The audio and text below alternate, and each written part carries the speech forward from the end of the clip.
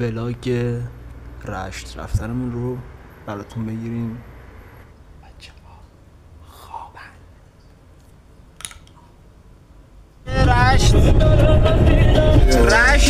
رشت همچنان یه ولاگ رشت.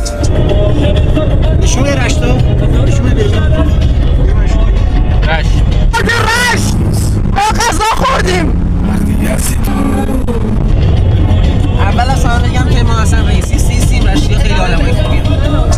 هنوز نرسیده رشت.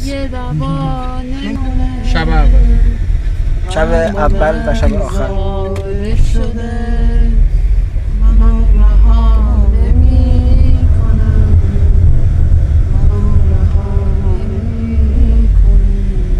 و آبجو گرفتیم. عشق و حال گفته خوشگل شدی یا ای خدا نت برم من داره بهش جوجو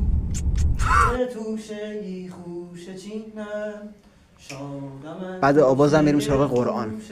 برنامه امشب قرآن ورزش.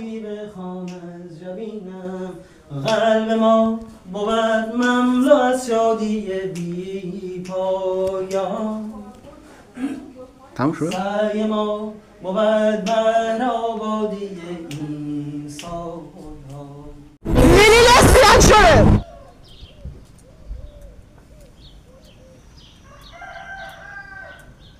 مرزینا نگیر. سه تفنگ دار. سه تفنگ دار؟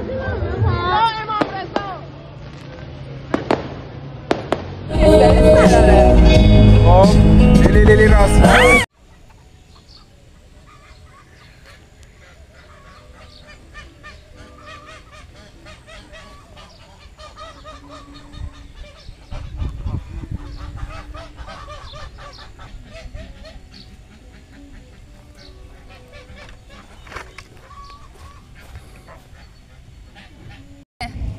سلام دوستان، ادامه ولاگ رشت. ما دریا. آره خداحافظ. دیگه چک کن تو شهریه تو بلا. زنک چطوره؟